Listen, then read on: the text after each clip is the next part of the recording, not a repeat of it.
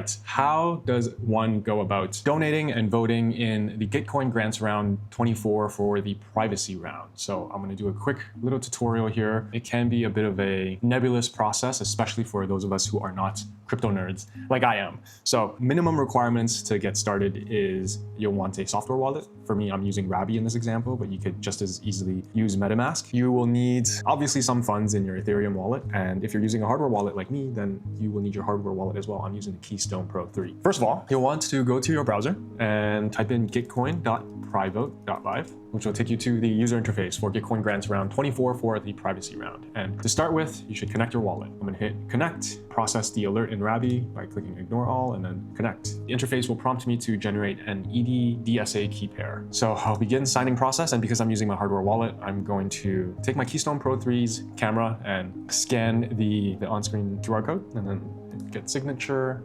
from my hardware wallet and submit transaction. And that should now log me into the Ethereum wallet address. .eth. You're fully logged in, and you could immediately just start browsing some of the projects and looking at like all the great privacy builders that have been accepted into this Gitcoin Grants Round before you can start voting for the other teams. I'm pretty sure you have to donate first. So you're going to hit the donate button, and then you'll see that only donations of wrapped ether is accepted and only on the Arbitrum network. And unfortunately, I don't have any wrapped ether. So let's assume you don't have any ETH on Arbitrum. You just have your funds sitting on mainnet. So in order to bridge some funds into the Arbitrum layer 2, there's a lot of different ways, but I generally just go to Jumper Exchange. That's jumper.exchange, and then hit network Ethereum. And I want to move some, or I want to bridge some, oh, not side of it, I don't know what this is. I want to bridge some ETH and then destination to Arbitrum. And I also want to receive ETH.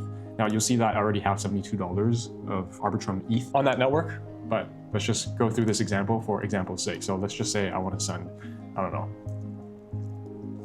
$5 worth of ETH to Arbitrum. And I'm going to select the best path. That gives me the best return. It's going to take me 8 seconds to bridge. So I'm going to hit start bridging and do all my stuff with the hardware wallet. So let's go. I mean, obviously here the fees are 71 cents. Normally you would want to bridge a lot more than $5. I'm just doing this as an example, and I'm burning $1 basically to do this, but just for example's sake. So I'm going to begin the signing process. Scan the QR code, submit the transaction, and then bridge transaction pending. There you go, bridge successful. So I've added an extra $5.89 to Arbitrum. Now I need to swap Ethereum on Arbitrum to wrapped Ethereum, the ERC20 representation of Ethereum. Again, many different ways. I'm just gonna do it in Rabby. Click on swap and make sure the network that I've selected is Arbitrum. And I wanna swap ETH for wrapped ETH. So let's just do the $5 that I bridged into and hit swap, do my wallet thing again. And this time Arbitrum, being a layer 2, fees are a lot lower, 2 cents. Begin the signing process. So make the transaction. I'm gonna close Jumper Exchange. And things should happen pretty fast on a layer 2. And so yeah, there you go. I have my wrapped ETH. Now I can go back to gitcoin.privote.live, just refresh for good measure, just make sure my wallet is still connected. And then I'm gonna hit donate. And you'll see the wrapped ether balance has been updated. So I'll just approve and deposit the whole shebang and begin the signing process.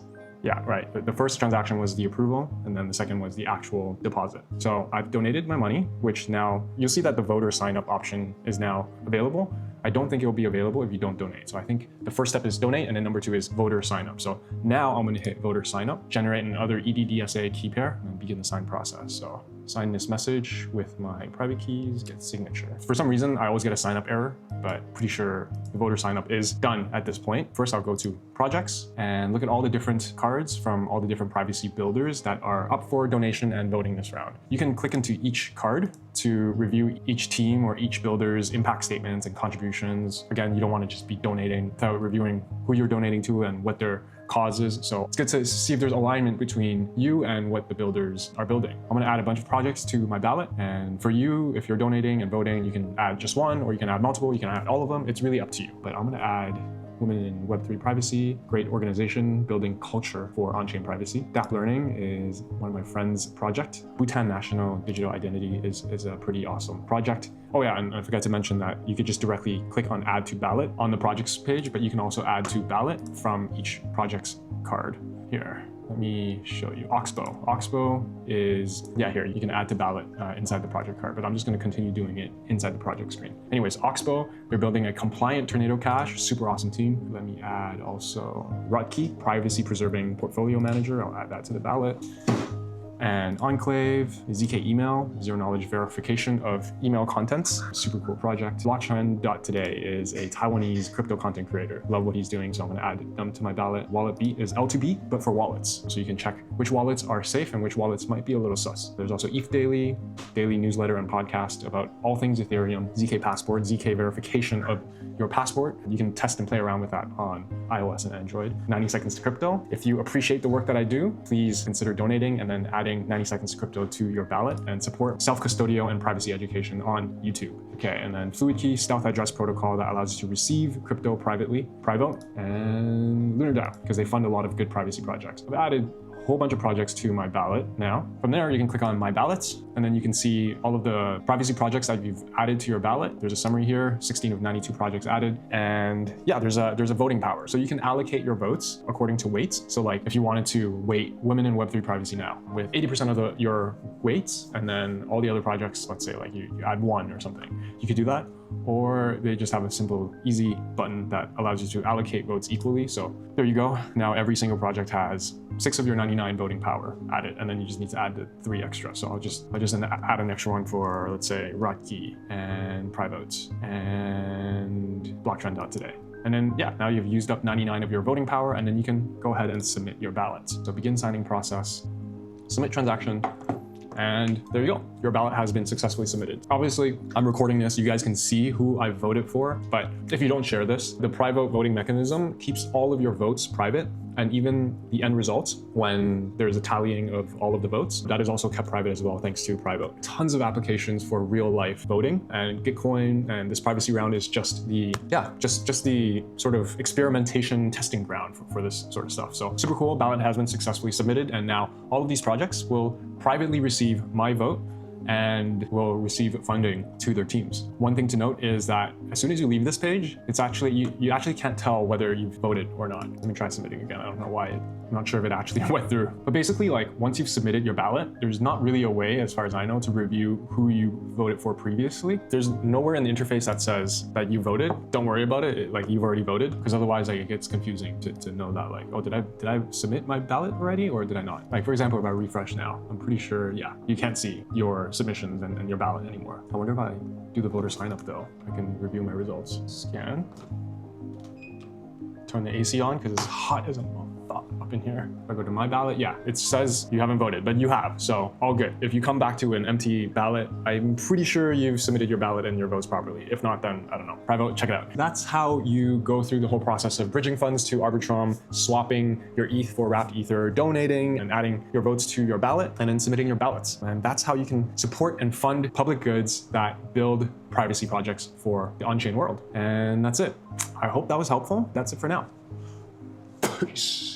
Okay, so one thing I forgot to mention is that before you can become eligible for voting on Gitcoin Grants Round 24, you have to prove that you are a unique human being. Otherwise, there would be a whole bunch of fake votes and people would just donate and vote for themselves, especially big whales. So in order to work around this sort of potential for abuse, Gitcoin typically requires you to perform a unique humanity check. They do this through Gitcoin Passport, and it says here, requires Gitcoin Passport score over 20, and it has to be minted on Arbitrum and get your score, and if you click on get your score, it will take you to the Human Passport app website. So that's it here. It's app.passport.xyz if you're just typing it into the address bar, but essentially you would connect your wallet and sign. Right now I'm using my throwaway wallet. I don't have my hardware wallet with me. You connect the wallet, and the Passport app wants me to sign with my Ethereum account. So I will sign, confirm, and that will bring me into the next screen. And you can read all the stuff about what Human Passport is doing. It's a super cool way of verifying your unique humanness. Because again, one person can own dozens, sometimes hundreds of wallets if you're a true crypto nerd. You can hit next, and your objective in this part of the workflow is to get your unique humanity score above 20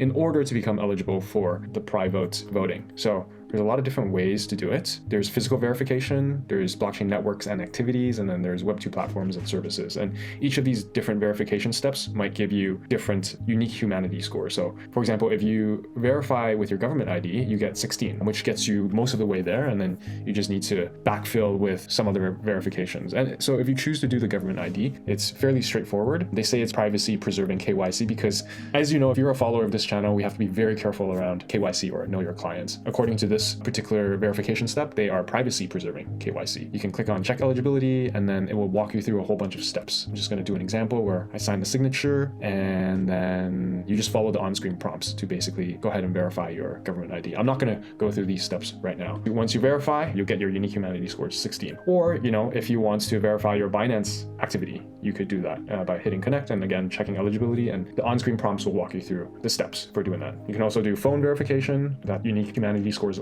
only 1.5 because phone numbers are really not that unique of a thing to prove that you are a unique human being. Section 2 is blockchain networks and activities. So if you have a lot of Ethereum transaction history, you could basically verify your wallet address activity across all of the layer 1s and layer 2s and instantly qualify. A lot of other verification methods, including NFTs, ENS, and then of course the very last one is Web2 platforms and services. So you would just go through single sign-on with GitHub, LinkedIn, Google, or Discord. Again, it doesn't really prove too much about your unique humanness. Anyone can go ahead and create a GitHub account or a LinkedIn account, Google account. So the Gitcoin Passport uses much more, shall we say, legitimate ways of proving that you're a unique human being beyond just Web2 platforms and services, such as, again, government ID, biometrics, your blockchain network activity, etc. Once you've gotten your unique humanity score above 20, then you can, I can't do it right now, but essentially it says here at some point in the UI that you can mint your human passport. And so when you get to that step, you need to click on the button to mint your human passport on Arbitrum. And so once you've minted that, then you can refresh in gitcoin.privote.live and this requirement will be surpassed, and then you can be essentially allowed to carry on voting. That's the workflow for proving your unique humanness in order to vote for Gitcoin Grants Round 24 in the privacy round. Again, it is a way for Gitcoin to reduce whales taking a whole bunch of wallets to vote for themselves. Again, it's not 100% foolproof, but at least it slashes like 80%, 90% of the people that are trying to game the system in order to vote for themselves. That's it. I wish I had remembered to show this step in the first recorded tutorial because it would have made so much more sense during the tutorial. However, because I had voted before, it didn't require me to have a Gitcoin Passport score because my other wallet already has a Gitcoin Passport minted. I've proven my unique humanness. I mean, I'm pretty unique and I'm pretty human, so that's it. Thank you.